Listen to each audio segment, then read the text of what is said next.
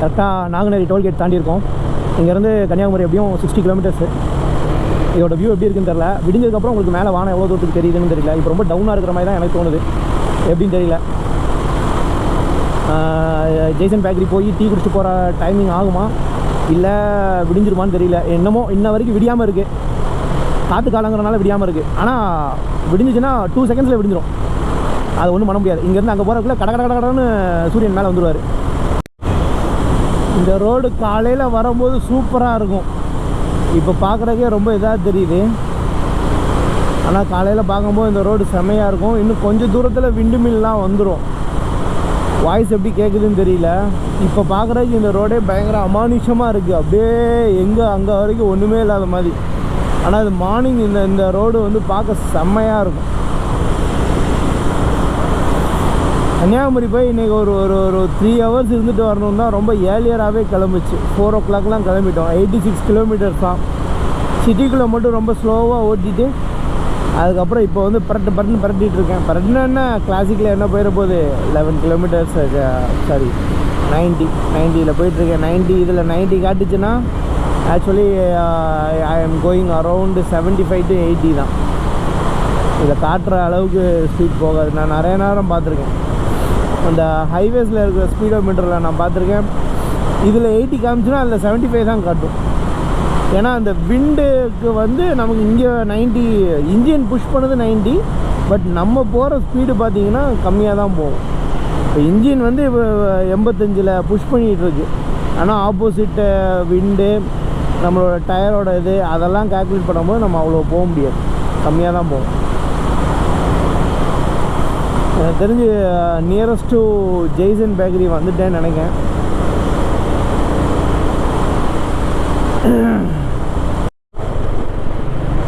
எனக்கு தெரிஞ்சு இன்னும் ஒரு 5 to 10 மினிட்ஸில் ஜெய்சன் வந்துடும் நினைக்கிறேன். கன்ஃபார்மாக தெரில.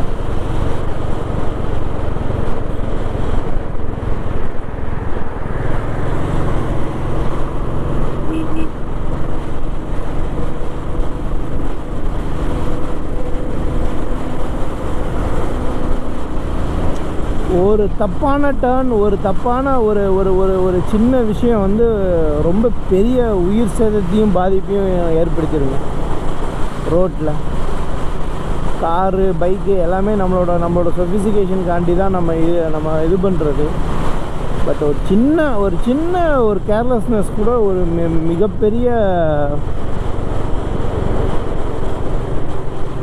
மிகப்பெரிய அடுத்தவங்க லைஃப்லேயோ இல்லை இதுலேயோ ரொம்ப மிகப்பெரிய ஒரு வலியை ஏற்படுத்திடும்.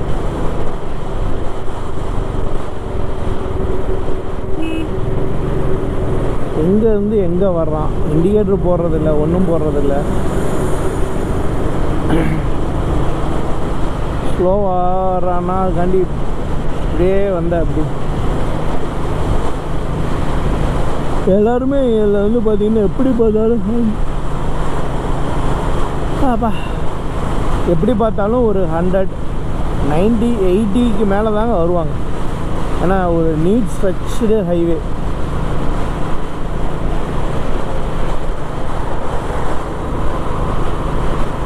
இந்த மாதிரி காரெல்லாம் பார்த்தீங்கன்னா அப்படியே போகும். ஒரு கொஞ்சம் பையன் போகிறாரு. நார்மலாக பார்த்தீங்கன்னா அப்படியே பறப்பானுங்க. 120, 130 தான் பறப்பானுங்க. கொஞ்சம் மெச்சூர்டானவங்கள ஓட்டுற மாதிரி தெரியும். பையன் ஓட்டுறாங்க. ஒரு வண்டியை ஓவர்டேக் பண்ணும்போது நம்ம கொஞ்சம் எக்ஸ்ட்ரா ஸ்பீடில் ஓவர்டேக் பண்ணலாங்க. ஏன்னா நம்மளால தான் ஓவர்டேக் பண்ண முடியும். பார்த்தீங்களா, இண்டிகேட்டர் போட்டால் நம்ம பின்னாடி ஸ்லோ பண்ணிடுவோம். அவ்வளோதான், பிரச்சனையே இல்லை. இவன் பின்னாடியே போய் கூட நம்ம டர்ன் பண்ணிடலாம். ஏன்னா அப்படி போகிறதுக்கு ஒன்றும் வழி இல்லை, நமக்கு அர்ஜென்ட்டும் கிடையாது. we are just going to enjoy the ride. இன்றைக்கி இன்றைக்கி டே ஃபுல்லாக ரைடை என்ஜாய் பண்ண போகிறோம். வண்டிக்கு நம்பரே இல்லை, அந்த இருக்கா போனவன் போகிறான். அவனால் ஓவர்டேக் பண்ண முடியாது. தேவையில்லாமல் அடைச்சிட்டு போகிறான், அவ்வளோதான். ஏன்னா அவனுக்கு அவ்வளோ லோடை வச்சுட்டு அவனால் ஓவர்டேக் பண்ண முடியாது. இப்படி போகும்போது தான் கடுப்பாக இருக்கும். ஒன்று அவன் போகணும், இல்லை அவன் கொஞ்சம் இடம் கொடுக்கணும். கொடுத்தானா இவனால் ஓவர்டேக் பண்ண முடியும். நீ ஏன்டா இங்கிட்டு ஏறுற?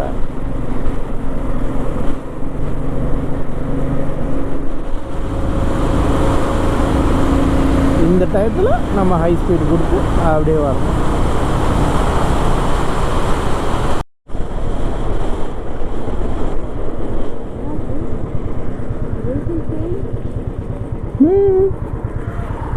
ஜெய்சன் பேக்கரி வந்தாச்சு.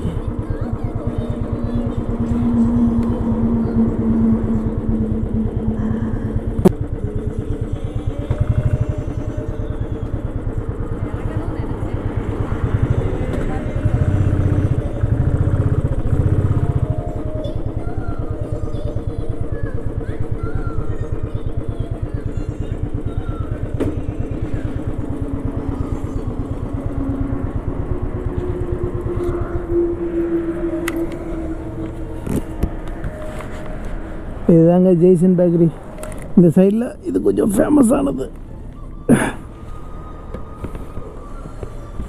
டீ குடிச்சிட்டு கன்டினியூ பண்ணுறாங்க. ஜெய்சனில் டீ சாப்பிட்டுட்டு செம்மையாக இருந்துச்சு. ஆனால் சூடு கொஞ்சம் கம்மியாக தான் இருந்துச்சு எனக்கு தெரிஞ்சு. இப்போ கிளம்பி ரொம்ப குளிருது, அதனால் க்ளவுஸை மாட்டிக்கணும். மாட்டிட்டு இங்கேருந்து இன்னும் ஒரு 30 to 40 கிலோமீட்டர்ஸ் வரும்.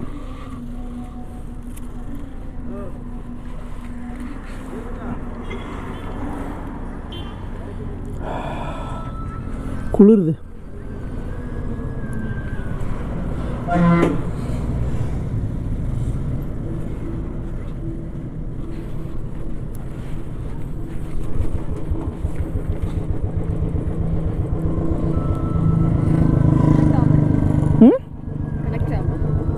ஏன் கனெக்ட் ஆகல?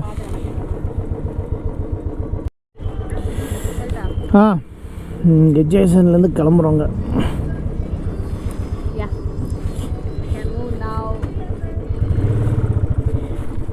கரெக்டாக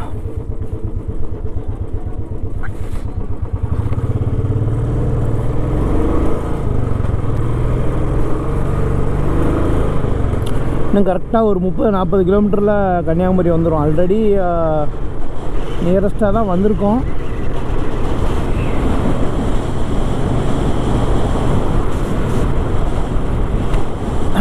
இன்னும் பக்கத்தில் போயிட்டு கன்டினியூ பண்ணுறேங்க. எப்படி இருக்குது பாருங்கள். இதாங்க கன்னியாகுமரி ஹைவேஸ்லேருந்து கன்னியாகுமரிக்கு என்ட்ராகிற ரோடு இது. இங்கேருந்து அப்படியே ஸ்ட்ரைட்டாக போனால் நம்ம நேரத்துக்கு இன்னும் சன்ரைஸ் ஆகலை. ஸோ கண்டிப்பாக சன்ரைஸ் பார்த்துடலான்னு நினைக்கிறேன். ஃபோனில் எடுக்கிறேன்னா இல்லை கோப்ரோலேயே எப்படி எடுக்கிறேனான்னு தெரில. கழட்டி எடுக்க ட்ரை பண்ணணும். இன்னும் இங்கே எங்கேயோ ஸ்பீட் பிரேக்கர்லாம் இருக்கும், சரியாக தெரில. என்னால் ரொம்ப ஸ்பீடாகவும் போக முடியல, ஸ்லோவாகவும் போக முடியல. ஏன்னா ஒரு எக்ஸைட்மெண்ட். ஏன்னா நான் விடிஞ்சிரும்னு நினச்சேன். டைம் பார்த்தீங்கன்னா மணி 4:30. நான் விடிஞ்சிரும்னு நினச்சேன். ஆனால் இன்னும் விடியலை. 4:30 இல்லை, மணி 5:30 நினைக்கிறேன். 5:30 இன்னும் விடிய ஆரம்பிக்கலை. ஸோ ஆனால் அங்கே போகும்போது கொஞ்சம் விடிஞ்சிருக்கும். பட் சன்ரைஸ் எடுக்கிறது சரியான இது. பைக்கு தான், நான் டக்குன்னு பார்க் பண்ணிட்டு போயிடலாம். பேரிகேடே சரியாக தெரிலங்க. பேரிகேடு இருக்கா என்னன்னு தெரில.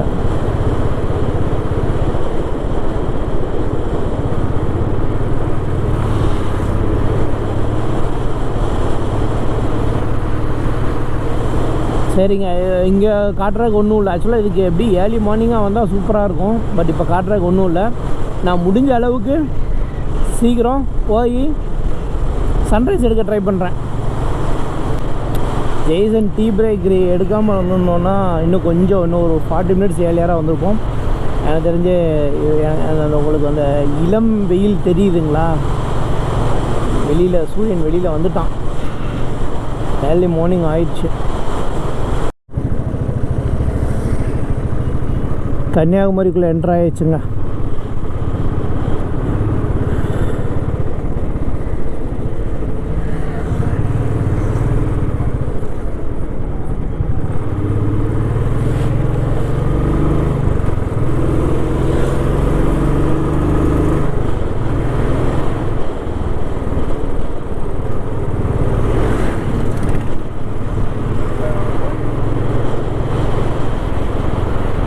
பேக் பிரேக்கை வந்து பயங்கரமாக லூஸ் ஆகியிருக்காங்க. டிஸ்க் லாக் ஆனதுனால பயங்கரமாக லூஸ் ஆகியிருக்காங்க.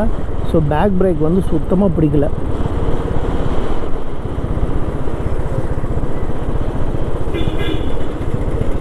ஹைவேஸில்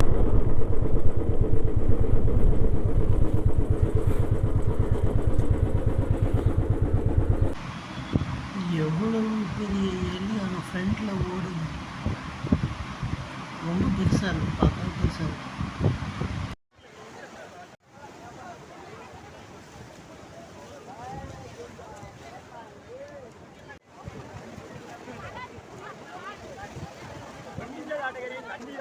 எப்போ ஒரு சன்ரைஸ்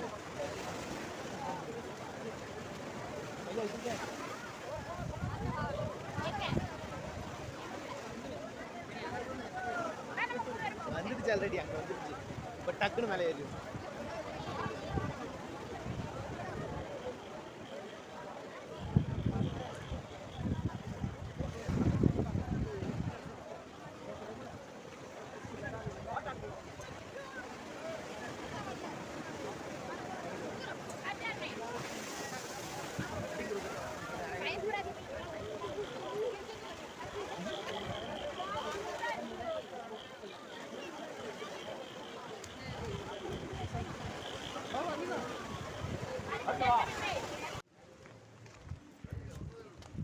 பார்க்க விடியாத மாதிரி இருக்குது.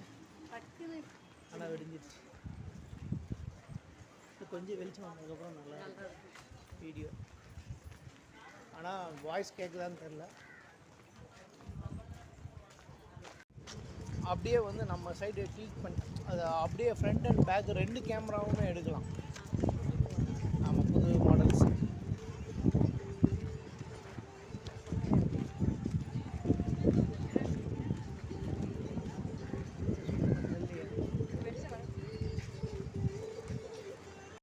கன்னியாகுமரி முடிஞ்சிருச்சு. வாய்ஸ் எவ்வளோ கிளியராக கேட்குதுன்னு தெரியல. ஸோ கன்னியாகுமரியிலேருந்து பேக் டு ஹோம். மறுபடியும் ஜேசனில் நின்று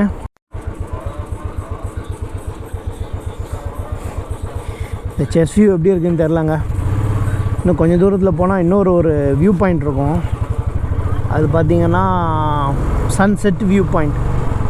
அங்கே போய் ஒரு 10 மினிட்ஸ் இருந்துட்டு, ஏன்னா ஆல்ரெடி வெயில் ஏறிடுச்சு, அங்கே போயிட்டு ஒரு 10 மினிட்ஸ் இருந்துட்டு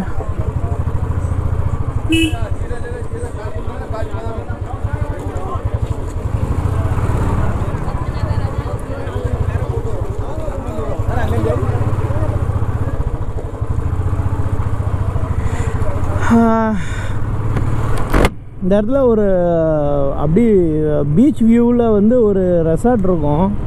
இந்த அன்னை ரெசார்ட் தானான்னு தெரியல. காஃபி குடிக்கிறதுக்கெலாம் ரொம்ப நல்லாயிருக்கும். நாங்கள் காஃபி குடித்தோங்க. அப்பா ஃபுல்லாக கவர் ஆகிடுச்சு. ஓமை கேட். அது அவ்வளோவா நல்லா இல்லை. இன்னும் ஒரு 500க்கு பெட்ரோல் போட்டுட்டு அந்த இருக்க வைன் டைனா இல்லை இந்த இடமான்னு தெரில.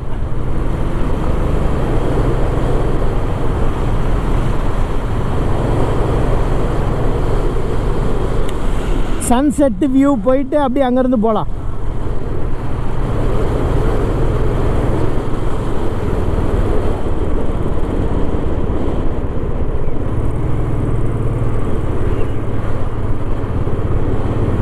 இது பார்த்தீங்களா, இது ஃபுல்லாகவே சன்செட் வியூக்கு போகிற ரோடு. அங்கேருந்து இது ஒரு 1 கிலோமீட்டர் போகும். மோஸ்ட்லி மார்னிங் இங்கே யாரும் வரமாட்டாங்க. அந்த சைடு பார்த்தா பீச் தெரியும். இந்த செஸ் வியூ எவ்வளோ தூரம் கேட்குதுன்னு தெரியல. வீடியோ எவ்வளோ ரெக்கார்ட் ஆகுதுன்னு தெரில.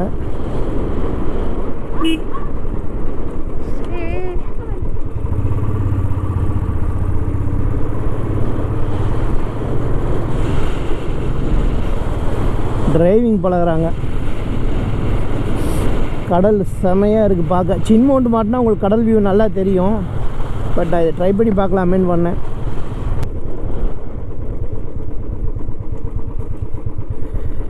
எப்படி இருக்குன்னு பாருங்கள். இதுதான் சன்செட் வியூ. அங்கே வரைக்கும் போகலாம். அங்கே வரைக்கும் போகும் சன்செட் வியூ.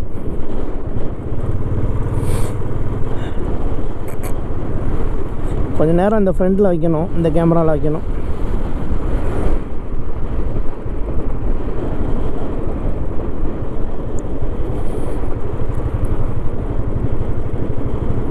இந்த மாதிரி ஒரு ஸ்பாட்டுக்கு வந்துட்டு இப்போ ஒரு 4-5 ஸ்பாட்டு பார்க்குறதுக்கு தாங்க மெயினாக பைக் வேணும், இல்லாட்டி பைக் தேவைப்படாது.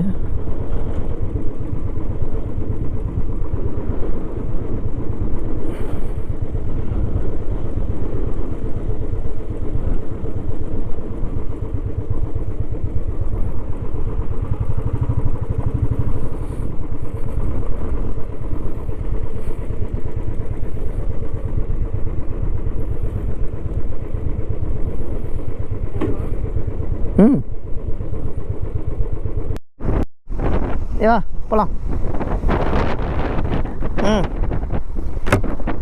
இங்கேருந்து கரெக்டாக இன்னும் ஒரு 86 கிலோமீட்டருங்க. வந்தாச்சு, பார்த்தாச்சு.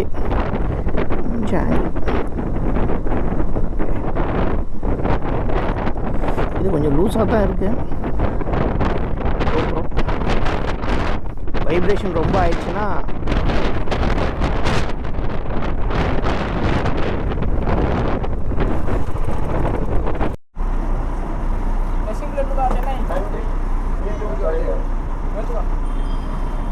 ₹200. வணக்கம், பாரத் பெட்ரோலியம். தயவு செய்து ஜீரோவை சரிபார்க்கவும்.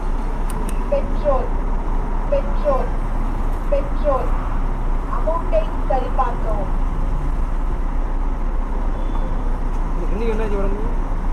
நான் மொத்தம் அமௌண்ட் இருக்குங்க. கேமரா அது திருச்சி தான் முடியும். என்ன இது நான் கிழிச்சேன். என்ன பண்ணுறது? Petrol diesel.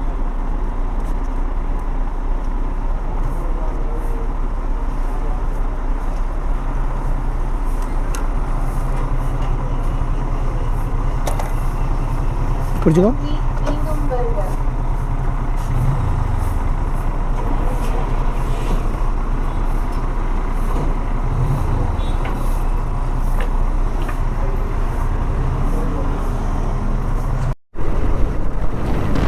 கரெக்டாக இன்னும்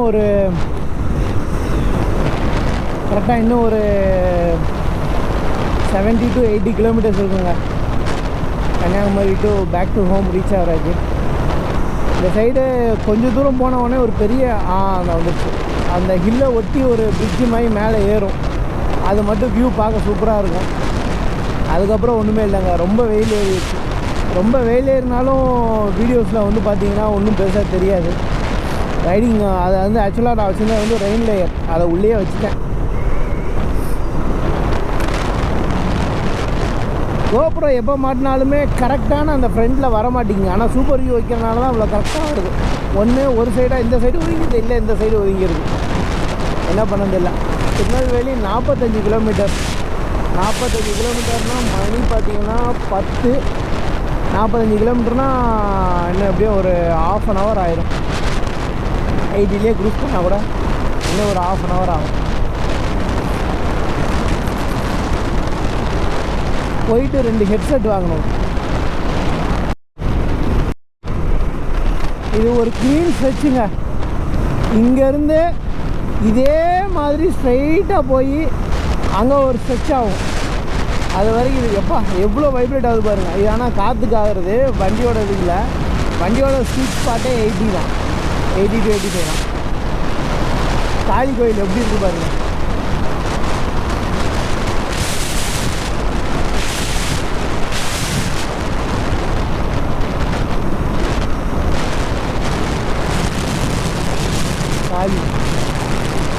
காலையில் ஏர்லி மார்னிங்கில் பார்த்தா நம்மளே பயந்துருவோம். மழை எப்படி இருக்குது பாருங்க. மழை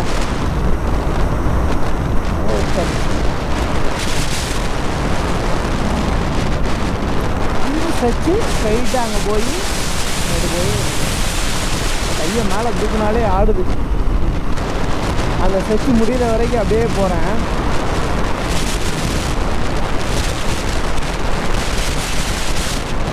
ஆனால் படுவேகமாக வர்றாங்க ஐயா.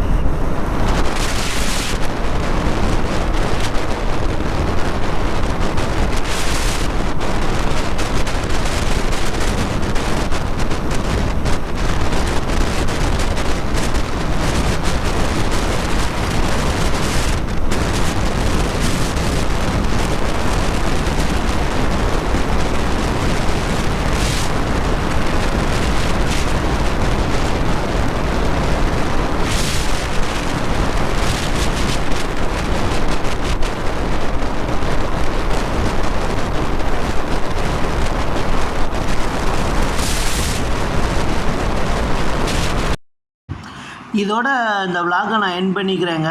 ஆக்சுவலாக இது வாய்ஸ் ஓவர் தான் கொடுக்குறேன். இதை எடுக்கும்போது நான் நிறையா பேசினேன். ஆனால் வெயிலில் காற்று சவுண்டுக்கும் பயங்கரமாக இருந்தனால இருக்கேன். இதோட இந்த வீடியோ எண்ட் பண்ணிக்கிறேங்க. இன்னொரு ட்ரிப்பில் மறுபடியும் சந்திப்போம். தேங்க்ஸ் ஃபார் வாட்சிங் ரோடியோ விலாக்ஸ் இன் தமிழ் 2. வீடியோ பிடிச்சிருந்தால் லைக், ஷேர் அண்ட் சப்ஸ்கிரைப் பண்ணுங்கள். தேங்க்யூ. பாய்.